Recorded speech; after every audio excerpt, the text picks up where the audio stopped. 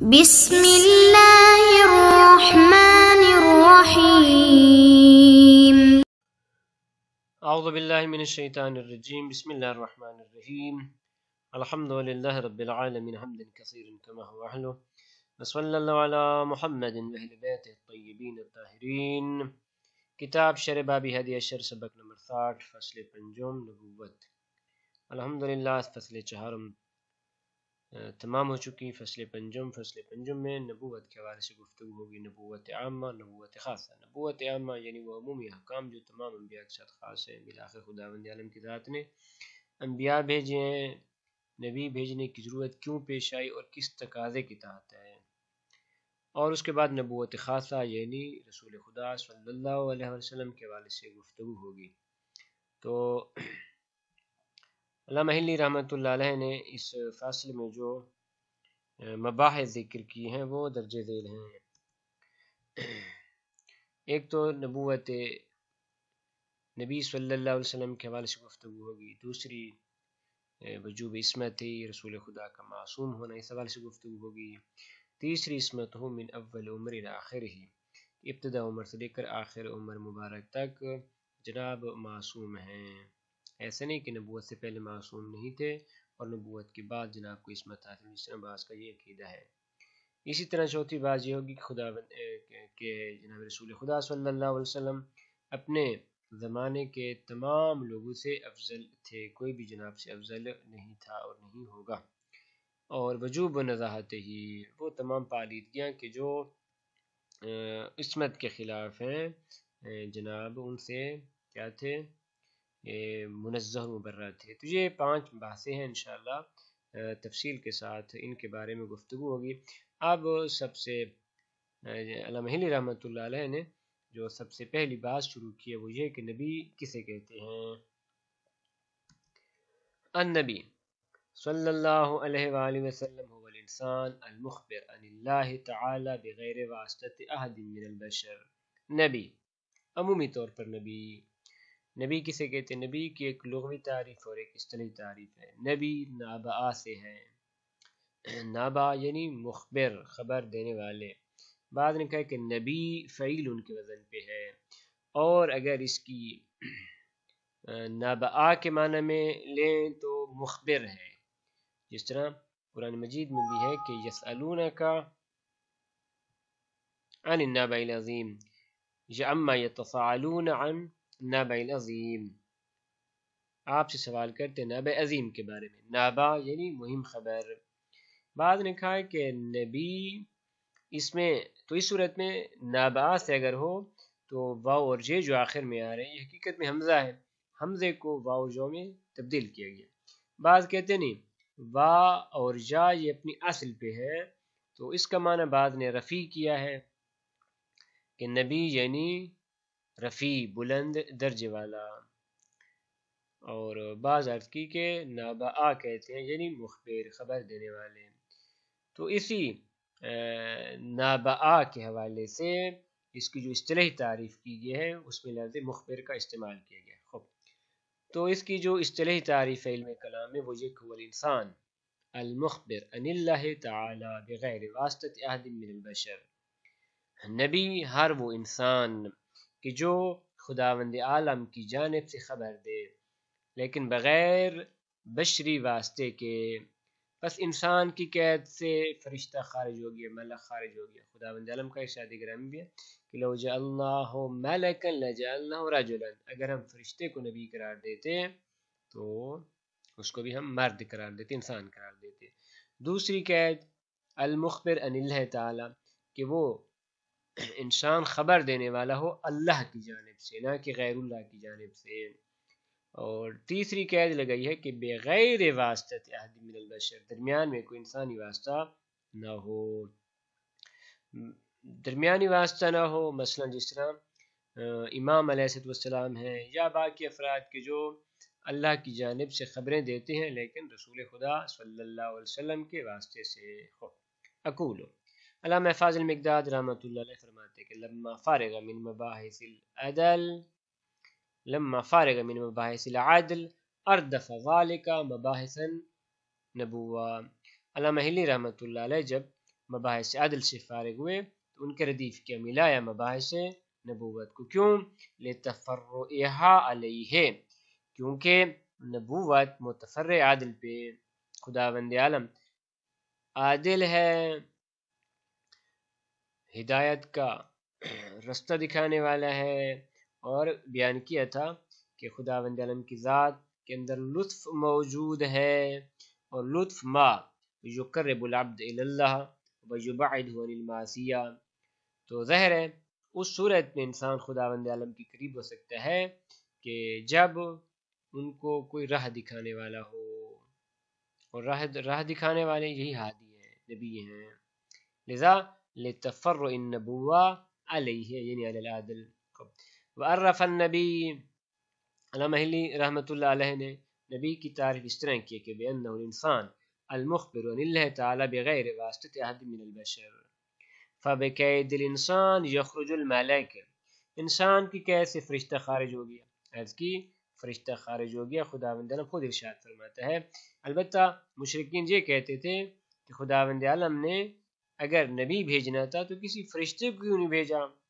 تو اللہ نے فرمایا لو جعلنا ملکا لجعلناه رجلا وللبسنا علیہ ما یلبسون. بس ملک اگرچہ اللہ کی جانب سے خبر لے کے آتا ہے لیکن اس کو نبی نہیں کہہ سکتے. وبقید المخبر عن اللہ، اللہ کی جانب سے خبر دینے والا ہو. یخرج المخبر عن غیر اللہ، وہ کہ جو غیر اللہ کی طرف سے خبر دیتے ہیں وہ اسے خارج ہو جاتے ہیں. ایسے انسان مثلا کاہن ہو گئے کہ جو شیاطین کی طرف سے، جنات کی طرف سے لوگوں تک خبریں پہنچاتے ہیں، فرماتے وہ اسے خارج ہو گئے. تیسری قید وبقید عدم واسطۃ بشرین، کے درمیان میں کوئی بشری واسطہ نہ ہو. اس قید سے یخرج الامام والعالم، امام علیہ السلام وہ اس قید سے خارج ہو گئے. امام جو بیان فرماتے ہیں وہ رسول خدا کی جانب سے بیان فرماتے ہیں، بشری واسطہ کے ساتھ بیان فرماتے ہیں. اس طرح والعالم، عالم کی جو حدیث مبارکہ بیان فرماتے ہیں یا حدیث قدسیہ، جو کچھ بھی اللہ کی جانب سے فرماتے ہیں درمیان میں بشری واسطہ کے ساتھ ہیں. خود فرماتے فإنما مخبران اللہ تعالی، یہ دونوں امام اور عالم یہ بھی اللہ کی جانب سے خبر دیتے ہیں لیکن بے واسطہ نبی صلی اللہ علیہ وآلہ وسلم، نبی اکرم کے واسطہ کے ساتھ. اذا تکرر ھذا، جب نبی کی تعریف مشخص ہو گئی تو اب کیا دلیل ہے کہ نبی ہونے چاہیے؟ فرماتے ہیں نبوت، اس کی ادلہ جو دلیل انہوں نے یہاں پہ ذکر کی ہے، اولاً یہ کہ یہاں پہ ایک اختلاف بھی ہے. جی ہاں، براہما فرقہ یعنی سے مراد وہ برہمن ہے کہ جو ایک ہندو کی ذات ہے برہمن، وہ اصلاً اس بات کے قائل ہیں کہ نبوت اچھی چیز نہیں ہے، نبوت نہیں ہونی چاہیے. اس کے حوالے سے کوئی خاص ڈسکس نہیں کرتے. اس کے باقی جتنے بھی فرق ہیں وہ کہتے ہیں نا نبوت حسن اچھی ہے. البتہ پھر اشاعرہ اور معتزلہ کے درمیان اختلاف ہے. اشاعرہ یہ کہتے ہیں کہ نبوت حسن ہے لیکن خداوند عالم کی ذات پہ واجب نہیں کہ نبی بھیجے. لیکن معتزلہ یہ کہتے ہیں کہ نا خداوند عالم کی ذات پہ واجب ہے کہ نبی بھیجے، اور اس کی ادلہ نیچے ذکر کر رہے ہیں کہ حکمت کے تقاضے کے تحت.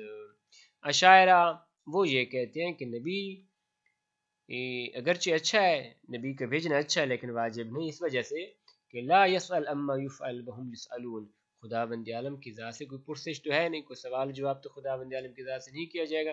بس کس طرح ہم خداوند عالم کی ذات کے لیے یہ چیز واجب قرار دے رہے ہیں؟ تو اس کا جواب یہ ہے کہ خداوند عالم کی ذات کے لیے ہم واجب نہیں قرار دے رہے بلکہ اس کی عدالت کا تقاضا اور اس کی حکمت کا تقاضا یہ کہ وہ اس کے لیے واجب ہے، اور اس وجوب کو ہم منکشف کر رہے ہیں، نہ کہ خداوند عالم کی ذات کے لیے کوئی چیز واجب قرار دے رہے ہیں. لذا اذا تکرر ھذا فعلم ان النبوة مع حسنها، نبوت اچھے ہونے کے ساتھ، خلافا للبراہما، براہما کے خلاف کہ وہ کہتے ہیں نا نبی بھیجنا اچھی بات نہیں ہے.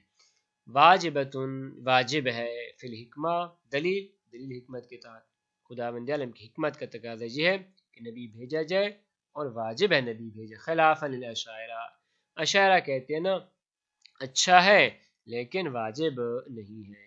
کیا دلیل ہے آپ کے پاس؟ فرماتے ہیں والدلیل علی ذالک، نبوت کے واجب ہونے پہ دلیل کیا ہے کہ انہ لما کان المقصود من ایجاد الخلق هو المثل العائد الیہم، خداوند عالم کی ذات نے مخلوقات کو کس لیے پیدا فرمایا ہے؟ اس لیے پیدا فرمایا ہے کہ مصلحت ہے ان کی خلقت میں، اور یہ جو مصلحت ہے خداوند عالم کی ذات کی طرف نہیں جا رہی بلکہ خود انہی انسانوں کی طرف جا رہی ہے۔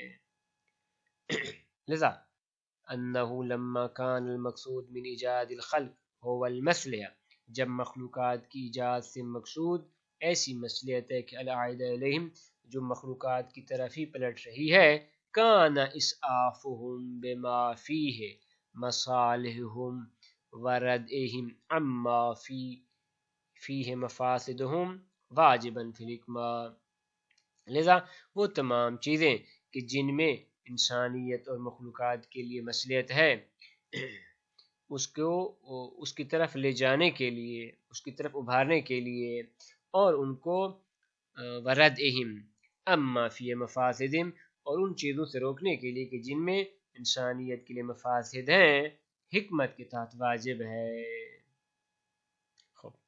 پھر یہ سعادت فرماتے ہیں اس کی دو صورتیں ہیں، یا ان کی دنیاوی زندگی میں ہے یا ان کے اخروی زندگی میں، وذالک، اور یہ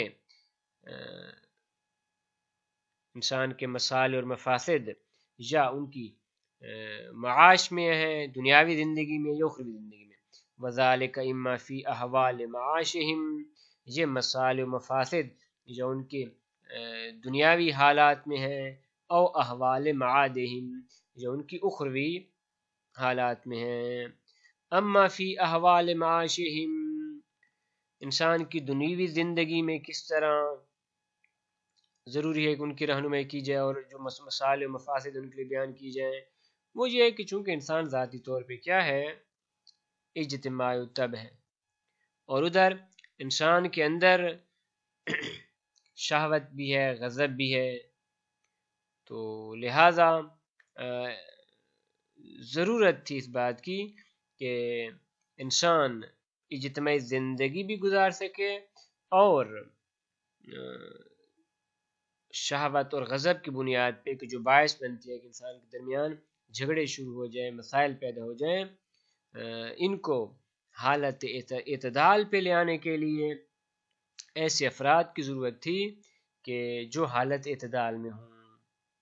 لذا خود فرماتے ہیں فَهُوَ أَنَّهُ لَمَّا كَانَتِ الضَّرُورَةُ دَاعِيَةً فِي حِفْظِ النَّوْعِ الْإِنسَانِي إِلَى الْاجْتِمَاعِ، جب ضرورت اس بات کی تھی کہ نوع انسانی کی حفاظت کی جائے ایسے اجتماع میں کہ الذي يحصل معه مقاومة كل واحد لصاحبه فيما يحتاج إليه، وہ اجتماع کہ الذي يحصل معه مقاومہ، ایسا اجتماع کہ جس اجتماع کے ساتھ حاصل ہو کہ ہر انسان اپنے صاحب کے لیے مقاومت کرتا ہے ان چیزوں میں کہ جن میں وہ محتاج ہے، یعنی ہر انسان کی خواہش ہے کہ یہ چیز میں حاصل کروں، یہ اجتماع انسان کی طبیعت کے اندر یہ چیز موجود ہے، تو یہ چیز باعث بنے گی کس بات کی؟